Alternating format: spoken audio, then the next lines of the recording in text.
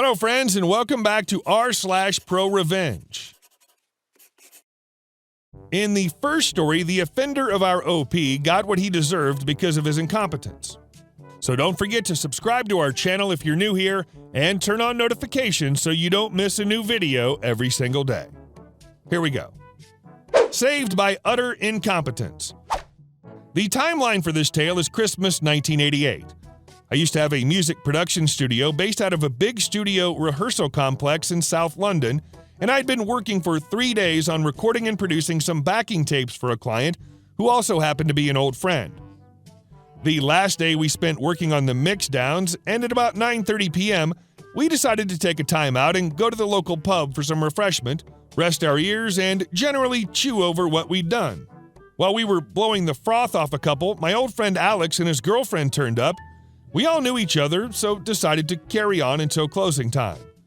Since it was getting late, I suggested we all go back to the studio, listen to the mixes we'd done, and call it a day. As we were walking down the corridor, we came across the rehearsal studio's manager, a person of staggering arrogance and ineptitude, and a frequent thorn in my side who was restocking the beer machine in the green room. I told him that we were going to go downstairs to my studio to listen to what we'd been doing and wrap things up. I also told him not to lock up before checking in with me first. So we all settled down and listened to the first track. At the end, Alex had to go to the loo, so he went off in search of relief while we carried on. The second track had barely started playing when he came back in and said that all the lights were off upstairs, and furthermore, the security doors in the upper corridor were all locked. WTF? Thinking he was winding me up as I went to investigate, sure enough, all the lights were off and the security doors closed up tighter than an anxious sphincter attempting to rein in the purgative effects of a thermonuclear-grade Vindaloo. Going back into the studio, I tried to call the studio owner but got no joy, so we sat there for a while to work out what on earth to do. Alex, in particular, was rather concerned as he was due to fly off to the Middle East first thing in the morning to shoot a commercial.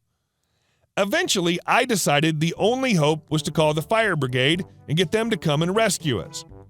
20 minutes went past, no fire brigade. 30 minutes, still no joy. By this time, I'd lost my patience, so grabbing my toolbox, I went upstairs to the fire exit, which had been chained up, and proceeded to dismantle the entire emergency panic bar exit mechanism from the inside. I eventually managed to get it open, only to be confronted by a big, burly fireman about to lay into the door with a large fire axe. Fortunately, I managed to avoid being sliced in two by the simple expedient of stepping rapidly to one side. The rest of the firemen entered and checked out the rest of the building, while I regaled the lead officer with our tale of woe, much to his evident amusement. Despite his amusement, he was absolutely furious with the clear violation of basic fire safety principles and told me he'd be back first thing in the morning to give the owners a right earful because there was a strong case for prosecution over the incident. As you might imagine, I was not pleased with the entire farrago, so the next day around noon, I stormed into the main studio's office, thundercloud in tow, and breathing fire. Ironic, really. And in front of the studio owner and his wife, proceeded to lay down some serious invective upon the head of the hapless studio manager, calling into question his dubious parentage, and threatening to attach his gonads to the output terminals of the largest Class A power amplifier I could find if there was ever a repeat of the entire sorry debacle. The studio owner was none too pleased either, a massive understatement, having been read the riot act by the fire brigade. He was also furious that in order to deal with the huge legal fallout from the incident, he had to cancel the flight he'd booked to the States, which meant that he and his wife weren't going to be able to visit their family until the new year. The flight the studio owner and his wife were booked on, but had to cancel, was Pan Am 103. And our second story. Giving away a Master Sergeant's golf clubs. So many years ago, I was a logistician in the United States Marine Corps. My unit was headed overseas on a little mini deployment to Morocco. I was in charge of the logistics in my unit, even though I was only a corporal. This was because, first, we didn't have a staff sergeant to run the shop, and the sergeants we had were garbage at logistics and got put to work for me. So anyways, we're gearing up to go on this little mini deployment, and the master sergeant, who was going to be the highest ranking enlisted, comes over to my office to chat. He starts off being really cool, and then eventually asks if he can bring his golf clubs with in one of our containers. I thought to myself that it would be wise to be on his good side since I was only a corporal and going on deployment with his company, so I agreed, even though it was against the rules and regulations. However, everyone does it all the time. So anyways, we go to Morocco and he has his clubs. No course in sight, but he was happy hitting balls, so I didn't care. However, then everything changed. His Marines didn't request to bring enough materials to build what they were there for. They started saying I'm missing a 20-foot container, which doesn't happen to me. So I finally solved the mystery. It turns out they didn't request to bring enough and left the materials behind their office. So here we are in Africa to do a job, but we don't have enough materials.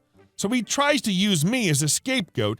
Even a gunnery sergeant and a staff sergeant of his get in on this just to treat me like crap because I refuse to take the fall for their shop's F-up. This goes on for the entire 2 months we're there, and we're in the middle of nowhere. So nothing for me to do but deal. Anyways, we start heading home, and as we head back to civilization to a port and we had to clean our gear to go back to the U.S. as per customs and biosecurity, so we're cleaning everything. Even Tank had to take tanks off their tracks and clean the tracks. It was a pain in the butt, but still a cool experience. The problem, however, was that the Master Sergeant kept needing to reopen containers that had been finished. Now, the problem with this was that we had to have the actual U.S. Customs agents on site and use their banding seals to seal the containers, which then had to be documented with the unique serial number. Every time we had to open one, I had to beg the customs agents to open them and let us get whatever Master Sergeant needed, and then close them up without having to redo the cleaning. Normally, it's a solid no, but the agents were cool and we worked it out. Plus, every night I usually ran into them at the bars and I'd buy them beer. It got to the point where the agents didn't even have any of their own seals left because of how many times we did it. They ended up using mine to reseal, really made things difficult, and it was often for dumb crap. So finally I had it. It was literally the last day we had for cleaning, and of course the Master Sergeant wanted something else. So I asked the agents. They were really fed up of it. However, I then asked, do either of you guys play golf? One of them says yes. I said, then we need 2 containers opened. So we got the dumb crap for the Master Sergeant. Then we went to the other container where I knew the Master Sergeant's golf clubs were hiding. I opened the container, pulled out the clubs, and gave them to the agent. He looked at me, and I just said, I don't want to hear crap about opening any more containers. He was cool with it and got it in his car. No issues from there on. Anyways, we get back to the States, and the ship pulls in with the gear, and we got it home no problem. A week later, the Master Sergeant comes in my office. He's all buddy-buddy again. He then asks where his golf clubs were. I said, my guess is your garage or your closet.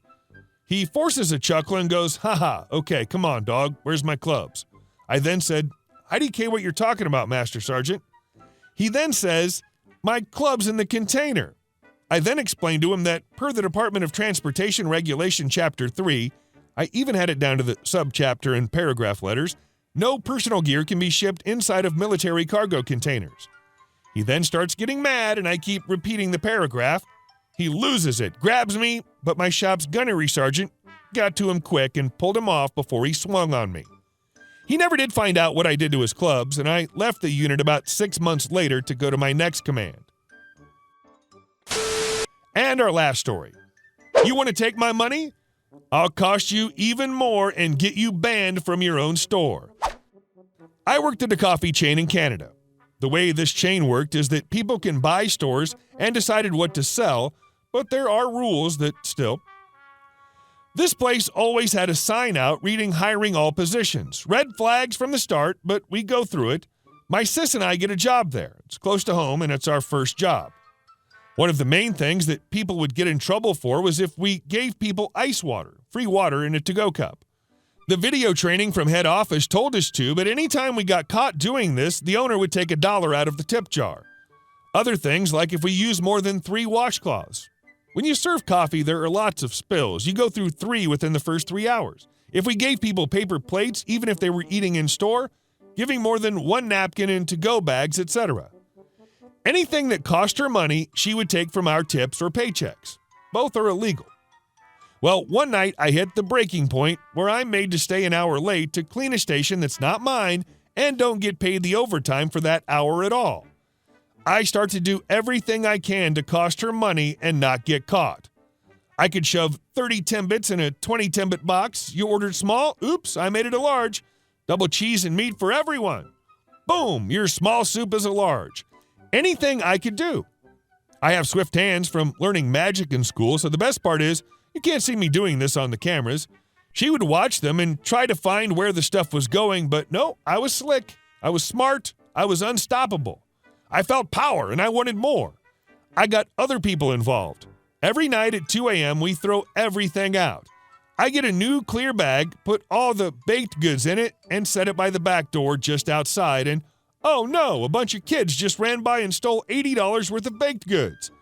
The owner gets a bonus for good drive-through time. Oh no, someone parked in the drive-through and our times are all messed up. I sever my time, I cover my tracks, snow on license plates of the friends that helped, ski masks and winter clothing for people, magic hands. I did it all. I wanted her to lose money. She's PO'd, calls us out about what's happening. She swears and curses at us all in front of the store. I file my 2 weeks, as does my sister. We quit. We did what we could, but need to get out. Well, guess what? Customers started filing complaints. Ex-workers filed complaints. Undercover investigations were done as to why the one location was such a crap show. Now the owner is banned from her own property and her son has to run it. So now not only can she not manage her own property, and I probably did not cost her that much, but I felt so happy and proud that I was able to take action. Hey guys, thank you all for watching the video. I'll see you in the next one.